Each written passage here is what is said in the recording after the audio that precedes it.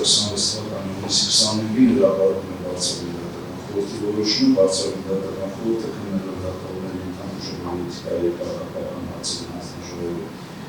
միջնորդությունը Դոտայքի մարզի առաջին ակցիան ընդհանրության դատավորի դատավոր Արմեն Բարոսյան կարգապահական պատասխանատվության ենթարկելու վերաբերյալ որոշեց խաղազարդ Դոտայքի մարզի